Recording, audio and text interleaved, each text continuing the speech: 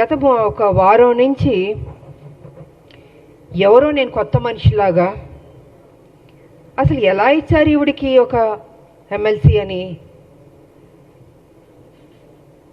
ఒక వింతగా ప్రశ్నలు వేయడం జరుగుతుంది. అంటే మీడియాలో జరుగుతుంది. అది మీడియా వాళ్ళు వేయడం కాదు, అది ఎవరు అడిగిస్తున్నారో కూడా మాకు తెలుసు. పాపం బీజేపీ టీఆర్ఎస్ వాళ్ళకి ఏం అర్థం కావట్లేదు అనుకుంటాను. ఒక మహిళగా మీ రెండు పార్టీలకు నేను సేవలు అందించాను. మీరు సరైన నిర్ణయం తీసుకోకపోబట్టి మీ పార్టీని విడిచి నేను బయటికి వెళ్ళాను. ప్రజల్ని ఏ రకంగా మోసం చేయాలో ఆ రకంగా మీరు మోసం చేస్తున్నారు. సో ఈ రకంగా నేను బయటకు వచ్చి మనిషి నేను కష్టపడి ఒక మహిళగా కొట్లాడి నిజాయితీగా ఉంటే ఇవాళ ఒక ఎమ్మెల్సీ నాకు ఇచ్చినందుకు ఎందుకో మీకు అంత బాధ నాకు అర్థం కావట్లేదు. అంటే రేపు రాబోయే రోజుల్లో హౌస్లో మీ బండారాలని బయట పెడతానని భయం వేస్తుందా? హార్ట్ అటాక్లు వస్తున్నాయా మీకు నేను అడుగుతున్నాను. కేసీఆర్ గారు మీ పార్టీలో నా పార్టీని విలీనం చేయించుకున్నారు, తల్లి తెలంగాణ పార్టీని. మీరు నా ఎమ్మట పడ్డారు కానీ నా పార్టీని విలీనం చేయమని నేను మీ పార్టీలోకి వస్తానని నేను అనలేదు. ఈ రకంగా మీరు నా విలీనం చేయించుకొని నా చేత పని చేయించి ఉద్యమాలు అన్నీ చేశాను, కష్టపడ్డాను. కానీ మీరేం చేశారండి?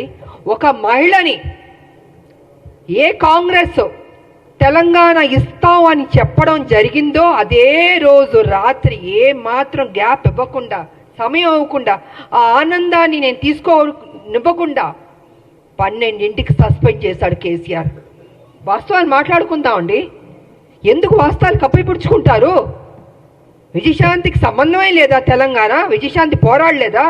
ఫర్ కైండ్ ఇన్ఫర్మేషన్ 1998 నా రాజకీయ జీవితం మొదలైంది బీజేపీ నుంచి. ఇది అందరికీ తెలిసిన సత్యం. ఒక ఓటు 2 రాష్ట్రాలు అనబట్టే నేను వెళ్ళాను.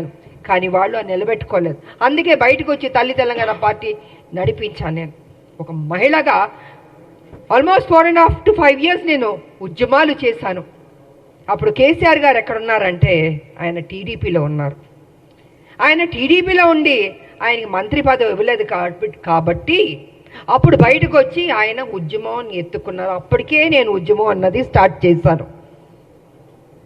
ఇది తెలుసుకోవాలండి. కొంచెం వెనక్కి వెళ్ళి, బహుశా అందరికీ తెలుసు కానీ తెలియనట్టు నటిస్తుంటారు. అంటే ఒక బురద జల్లడం కేసీఆర్ ఒక్కడే కాదండి, ఆయన సొత్తు కాదు తెలంగాణ. 1200 మంది చనిపోయారు తెలంగాణలో. ఎంతోమంది త్యాగం చేశారు, ఎంతోమంది కొట్లాడారు. దాంట్లో ఒక ఆడబిడ్డగా నా వంతు నేను కృషి చేశాను. నేను అలాంటిది ఈరోజు ఒక ఎమ్మెల్సీ వచ్చినందుకు ఎలా వచ్చింది, ఎందుకు ఇచ్చారు, ఏం చేశారు, ఆవిడ అక్కడ ఏంటంటే ప్రశ్నలో. తెలంగాణ పార్లమెంట్లో 2 ఎంపీలు వెళ్ళారు కదా, 2 వెళ్ళినప్పుడు కొట్లాడుతున్నప్పుడు కేసీఆర్ ఎందుకు ఎగ్జిట్ అయిపోయాడండి? చివరిదాకా ఉంది. ఆ రోజు మా ఎంపీలు, కాంగ్రెస్ ఎంపీలు అందరూ ఉన్నాం, పెప్పర్ స్ప్రేలు కొట్టారు. నార్త్ ఎంపీలు అందరూ చెత్తగా బాదుతున్నారు మమ్మల్ని ఎంపీని. నేను మీరా కుమార్ గారిని ఇలా పట్టుకుని నిలబడ్డాను. నేను ఇంత చేస్తే ఇదా అండి మీరు మాకు చూపించే కృతజ్ఞత? ఇదా మీ కుట్ర బుద్ధి? అంటే మీకు బడుగు బలహీన వర్గాలంటే నచ్చదు దొర, మీ దొర బుద్ధేతో చూపించుకుంటున్నారు. అందుకే నిన్ను దొర అంటున్నాను నేను. బడుగు బలహీన వర్గాలకి గౌరవం ఇవ్వడం నేర్చుకోండి. అదే బడుగు బలహీన వర్గాలు బీసీ కానీ, ఎస్సీ కానీ, ఎస్టీ కానీ, మైనార్టీ కానీ లేకపోతే మీరు ఈరోజు ఈ పొజిషన్లో ఎక్కడ ఎలాగుంటారు? మీరు గతంలో ముఖ్యమంత్రి ఎలా అయ్యారండి? మీ దొరలు ఒక్కళ్ళే వేస్తారా? ఇంతమంది ఓటు వేయబట్టి మీరు ముఖ్యమంత్రి అయ్యారు, ఇంతమంది త్యాగం చేయబట్టి మీరు ముఖ్యమంత్రి అయ్యారు. అది గుర్తుపెట్టుకోండి దొరగారు. నిన్న వేయడం కాదు రాములమ్మ మీద, మీలా పిరికి బందని నేను మాత్రం కాదు. గట్స్ ఉన్న మహిళని, త్యాగం చేసిన మహిళని, నా ఆస్తులు అమ్మి పెట్టారు తెలంగాణకి.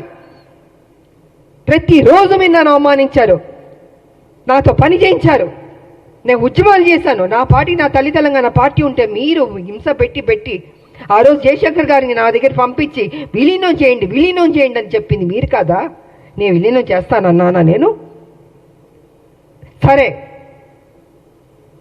ఇద్దరూ తెలంగాణ కోసం కొట్లాడుతున్నప్పుడు వేరువేరుగా వెళ్ళకూడదని ఒక దీంతో పెద్ద మనసుతోటి నా పార్టీని నేను విలీనం చేయడం జరిగింది. అంతేగాని వేరే ఏదో ఆలోచనతో మాత్రం కాదు.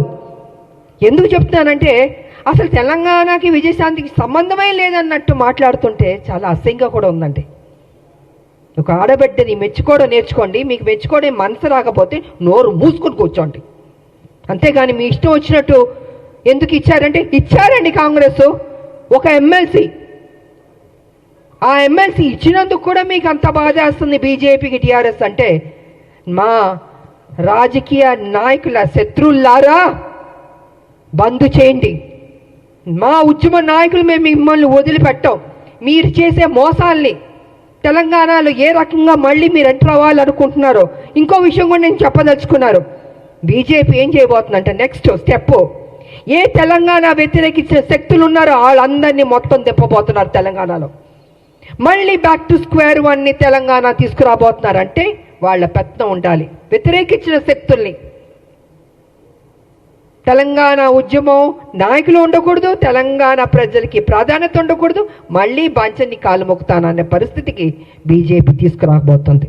ఇది సత్యం, ఇది తెలుసుకోవాలి అందరూ. అందుకే ఎవరు ఉద్యమ నాయకులు ఉన్నారో వాళ్ళందరినీ తొక్కేద్దాం, వాళ్ళ నోటిని బంద్ చేద్దాం.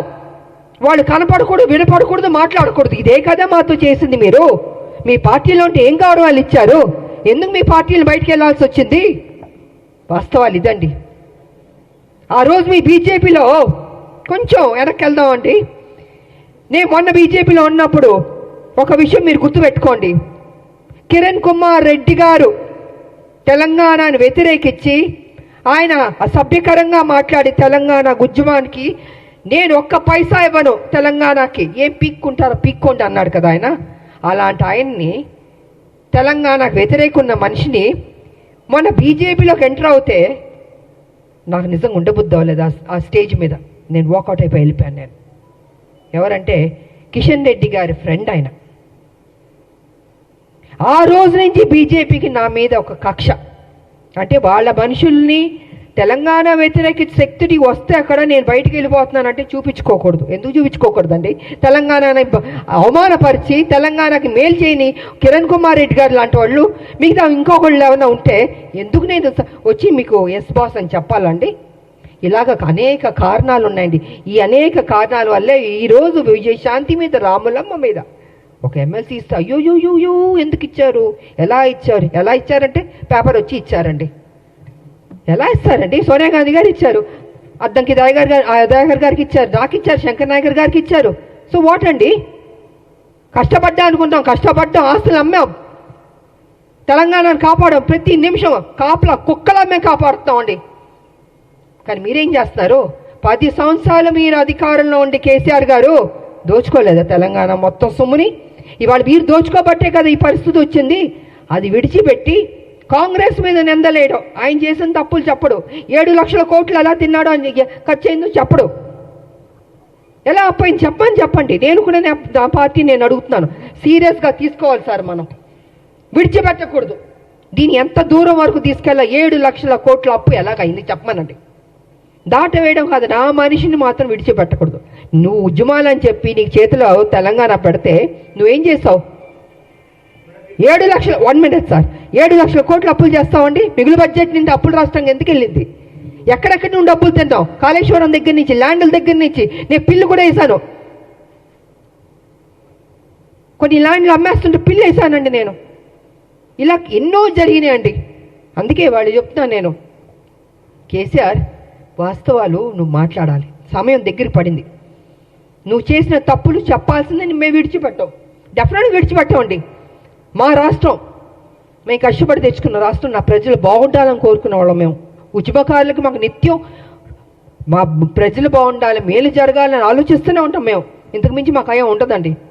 కాబట్టి నా పార్టీని రిక్వెస్ట్ చేసేది ఏంటంటే విడిచిపెట్టకూడదు సార్. మనం ఎట్టి పరిస్థితుల్లో కేసీఆర్ చేసిన అప్పును మొత్తం ఒక్కొక్కటిగా బయట పెట్టాలి. ఏదో నామకే వాస్తే మనం మాట్లాడడం లేదా వదిలేయడం కాదు, తవ్వాలి, బయటికి తీయాలి వాస్తవాన్ని.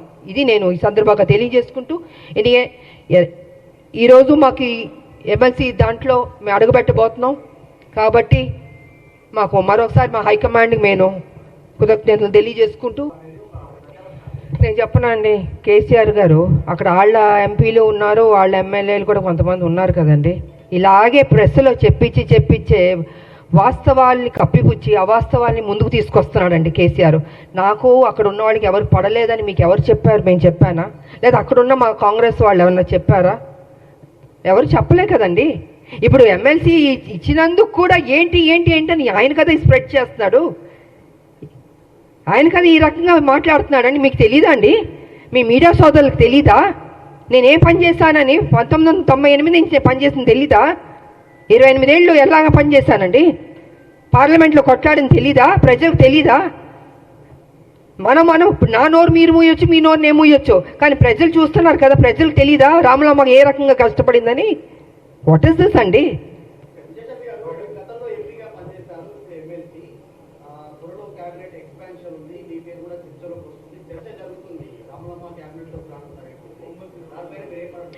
సార్ నాకు అది తెలియదండి, నాకు నిజంగా తెలీదు. నాకు హైకమాండ్ ఈ బాధ్యత ఇచ్చింది. మా ముఖ్యమంత్రి గారు కావచ్చు, మహేష్ కుమార్ గౌడ్ గారు కావచ్చు, ఇంతమంది ఎంతో ఆప్యాయతగా నన్ను పార్టీలో ఆహ్వానించారు, నాకు ఈ బాధ్యత ఇచ్చారు. డెఫినెట్గా నేను పనిచేయడం అండి, ఇన్ని సంవత్సరాలు నేను పనిచేస్తూనే ఉన్నాను తెలంగాణకి.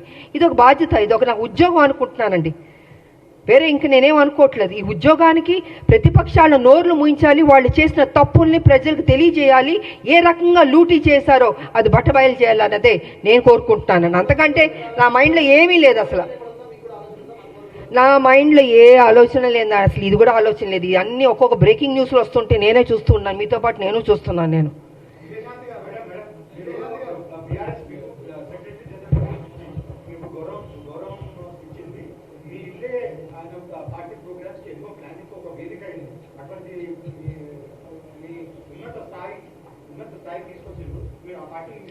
అదే సార్, మళ్ళీ మీరు అదే అంటున్నారండి. నేను ఇంతసేపు వాస్తవం చెప్పాను, నేను వదిలి రాలేదండి.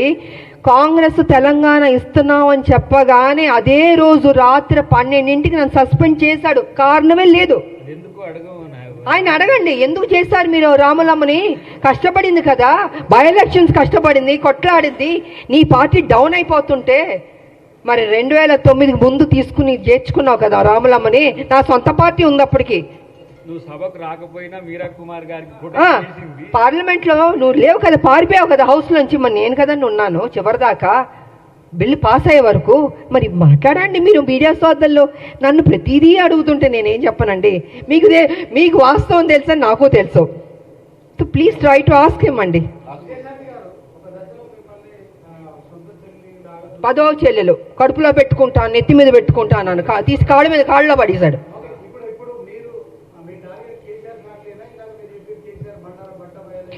అవునండి, ఇప్పుడు కాదు సార్ నేను అంటుంది, కేసీఆర్కి బాధ్యత లేదండి. డబ్బు తిన్నాడు కదా, 1,00,000 కోట్లు, లక్ష లేని వాడు 1,00,000 కోట్లు తిన్నాడని గతంలో చెప్పాను. గత 6-7 సంవత్సరాల నుంచి 5 లక్షల కోట్లు అప్పుకి వెళ్తుంటే 5 లక్షలు కాదు బాబో 7 లక్షలకి వెళ్ళింది అడగండి అంటే, ఇవాళ లెక్క తీస్తే 7 లక్షల కోట్లకి వెళ్ళిపోయింది అప్పు. మరి చెప్పాలా చెప్పకూడదండి? ఆయన చేసిన తప్పుని చెప్పకుండా ఎంతసేపు కాంగ్రెస్ని పుచ్చుకుని మీరు తప్పు చేశారు, ఏం చేస్తావు? నువ్వు చేయబట్టి తప్పే కదా, నువ్వు చేయబట్టి అప్పే కదండి.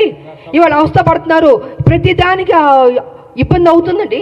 జీతాలు ఇవ్వనా ఇబ్బంది, స్కీమ్స్కి ఇవ్వాల డబ్బులు ఇవ్వాలన్న ఇబ్బంది, ఎన్ని ఇబ్బందులు ఉన్నాయండి బికాస్ కేసీఆర్ వల్లది. నేను అదే చెప్తున్నా. ఒక్క నిమిషం సార్, అలాంటి వ్యక్తిని నువ్వు సమాధానం చెప్పాలి. విడిచిపెట్టవు. మీరు అసెంబ్లీకి ఎందుకు రావట్లేదండి? ఎందుకు రావట్లేదు నేను అడుగుతున్నాను. మీకు ఓటు వేశారు కదా, మిమ్మల్ని గెలిపించారు కదా, మీరు అపోజిషన్ లీడర్లో కూర్చోరా? అంత మీరేమైనా గొప్ప స్థాయి నుంచి వచ్చారా? మీరు కింద నుంచే కదా వచ్చారు. ఇప్పుడు ఈ డబ్బు ఈ కోట్లు అన్నీ ఎక్కడి నుంచి వచ్చిందండి? మా తెలంగాణ నీకు వేసిన భిక్షం కాదు, నువ్వు గుంజుకున్నావు, మోసం చేసావు. సో కాబట్టి నేనేమంటున్నానంటే, నువ్వు రా, అసెంబ్లీకి రా, కూర్చో. నువ్వు తప్పు చేయలేదంటే చెప్పు, లెక్కలు ప్రతి 1 by 1 లెక్కలు తీసి చెప్పాలి. నువ్వు పబ్లిక్కి చెప్పాల్సిన బాధ్యత నీకుంది. ఉద్యమాలు చేసిన అని చెప్పుకుంటున్నావు, పులి నోట్లో తలకాయ పెట్టాను, నేను ఒక్కడనే కష్టపడ్డాను. నువ్వు ఒక్కడే కష్టపడలే, అందరు కష్టపడబట్టే తెలంగాణ వచ్చింది. నువ్వు అందరినీ వాడుకున్నావు, అందరితో పని చేయించుకున్నావు, నువ్వు మహారాజులా ఎంజాయ్ చేస్తున్నావు.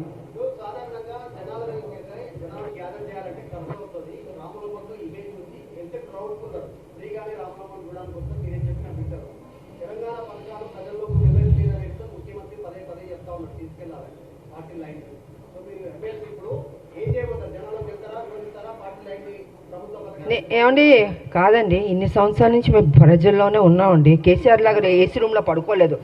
కింద నుంచే మేము వచ్చాం, అరెస్టులు అయ్యాం, జైల్లో కూర్చున్నాం, ఆస్తులు అమ్మాం. ఆయనలాగా డబ్బు తిన్నింది కాదండి మేము. మా డబ్బు మేము కష్టపడి సంపాదించిన డబ్బు పెట్టామండి. నేను ఎందుకు నా ప్రజలు అనుకున్నాను. నేను ప్రజల్ని ప్రేమించాను, కానీ కేసీఆర్ ఎప్పుడు ప్రజల్ని ప్రేమించలేదు. ప్రజల దగ్గర దోచుకుందాం, ఉద్యమం పేరు చెప్పి అనేది చేసుకున్నాడు. అదే జరిగింది ఇవాళ. నేను రాను, అయ్యో మా నాన్న రాడు అసెంబ్లీకి, ఎందుకు రాడంటున్నా నేను. అడుగుతాడని అంటే భయమా? అప్పుడు తప్పు చేసావనే కదా నువ్వు. అవునా కాదా చెప్పండి సీనియర్, అవునా కాదా? మీరు అడగాలి అన్న. మీరు అడగకపోతే ఎలాగా? రాహుల్ అడిగితేనే రావట్లేదు. సో అడగాలండి. ఎవరి కోసం? ఇప్పుడు అద్దంకి టైగర్ కోసం, నా కోసం, లేకపోతే మహేష్ కుమార్ గౌడ్ గారి కోసం కాదు. అది ప్రజల దగ్గరికి వచ్చి నువ్వు సమాధానం చెప్పుకోవాల్సిన బాధ్యత నీకుంది. ద్వారా చెప్పకపోతే మేము విడిచిపెట్టాం. సో ఆ విధంగా మేము ప్రజల్లోకి వెళ్తామండి. మాకెందుకు భయం అండి? మేము తప్పు చేస్తే భయపడాలి? వెళ్తాం డెఫినెట్గా. మా పార్టీ ఏం చేస్తుందో, ఏం చేయబోతుందో కూడా చెప్తాను. ఎనీవే, థ్యాంక్ యూ అందరికి. మీ అందరికీ హోలీ శుభాకాంక్షలు.